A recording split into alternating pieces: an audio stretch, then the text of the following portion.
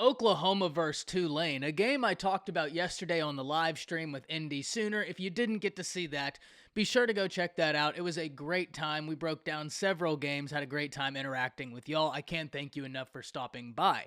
But today, I just kind of wanted to give my final thoughts, some of the takeaways I had from talking to Indy Sooner yesterday, because he made some phenomenal points, and just kind of encapsulate it all before we look on to the next week's opponent across college football. So before we do, as always, y'all know the drill. I want to hear from y'all. Hop down to the comments, give me a Y for yes or an N for no.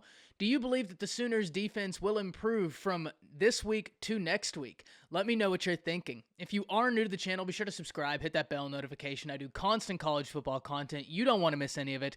And if you enjoy this content, be sure to like and comment down below.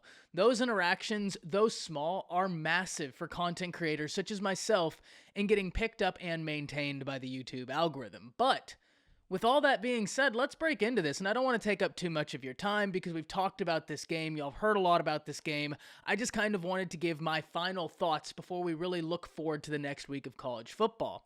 And first and foremost, let's talk about what went well. And when we're talking about what went well, I think we need to talk about Kennedy Brooks. Coming back from his opt-out last year, we didn't know how he would be. He came back and looked really, really solid yesterday. Now, I know Eric Gray didn't have the game that many Sooners fans wanted, but I think we also need to keep in mind the offensive line for OU struggled at times, and especially at that center position where Rame was not able to be a go. That's something we're going to have to keep our eyes on. But Eric Gray had a difficult day yesterday, and that was a result largely about the offensive line really struggling. Whereas Kennedy Brooks, being more that power guy, he was able to make some things happen. That's a running back duo I'm still very high on. I still have a lot of high expectations for, and I think they're going to be a very dynamic duo that allow this offense to do some really unique things. So the first good thing I really wanted to highlight was Kennedy Brooks coming back from that opt-out. He looks like he's going to get really, really solid really quickly. Very excited for him. The other thing is Oklahoma's defensive front really came on as the game went on. I mean, no quarterback in the nation is probably as battered as Tulane's quarterback is coming out of that game. OU put a ton of pressure on him, but it was also apparent in the run game where OU held them to a running average that you would love to see at the end of every game. OU was very successful in that regard, but let's talk about what the Sooners may not have done so well. And first and foremost, let's talk about the surprise. And Indy Sooner had a really good point on our live stream yesterday, because I said I was more disappointed in the defense. He actually said he was more disappointed in the offense, and the way he put it made a unbelievable amount of sense. It really, really did, and I didn't think about it in that regard, but I think he made a really, really salient point. He told me that the defense did their job to a degree. They had 3 takeaways. They held the rushing game in check. At the point where you have 3 takeaways in the other team's area, it's up to your offense to go out there and make something happen.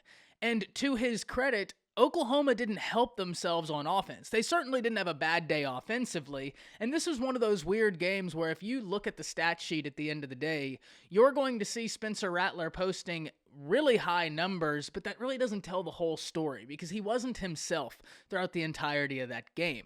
And once again, to his credit, the defense with 3 takeaways, Rattler also had 2 interceptions, another interception that should have stayed, but it was called back due to a penalty, but that interception really should have stayed. So Rattler could have ended this game with 3 interceptions.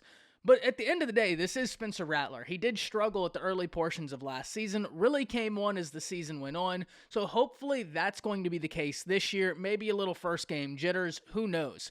But the only thing I can really say, something Indy Sooner and I identified on that first interception, it was such a head scratcher because Eric Gray was completely by himself in the flat, and instead it was thrown into double coverage where the receiver wasn't open. I mean, he just absolutely wasn't. There is something to having trust in your receivers, but there's also taking what the defense gives you.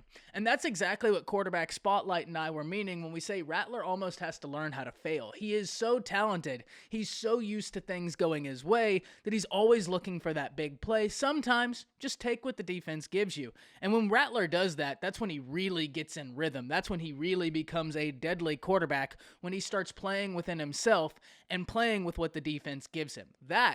that's when Spencer Rattler becomes a really, really awesome quarterback to watch. The last thing I want to talk about, because it is something that I think will be fixed, but it is something I think we need to keep in the back of our mind, and that is how Tulane attacked Oklahoma. Tulane went out there with a really solid game plan, a really solid scheme, so as much as we can say Oklahoma didn't do this, that, or the other, we also need to be cognizant and give credit where credit is due. Tulane had a great scheme. Tulane prepped unbelievably well, and they came out there and played an excellent ball game. Hats off to them. There's really nothing else you can say. But for Oklahoma, the one thing that if I was looking at the defense and I was asking myself, what could we improve upon to really help ourselves out this year? The middle linebackers and the secondary was really picked on the other day. And it was picked on in the sense of the pre-snap motion was meant to isolate and then take advantage of the defense. And Tulane was able to do that multiple times. The secondary had a bit of a rough day because there were some Tulane receivers running open who just didn't catch the pass. Sometimes it hit right off their hands and they dropped it. Now, this is something that as Oklahoma continues to progress and as their pass rush continues to hit home, that's going to be a strength for Oklahoma, is their pass rush. It's something I've talked about leading into this game, that even if you have a young secondary, your pass rush can really help you. And Oklahoma has a nice pass rush, so that's something that we're going to have to watch come to fruition. It's going to be very interesting to see how this defense responds and how Oklahoma responds week 1 to week 2. At the end of the day, they got a win.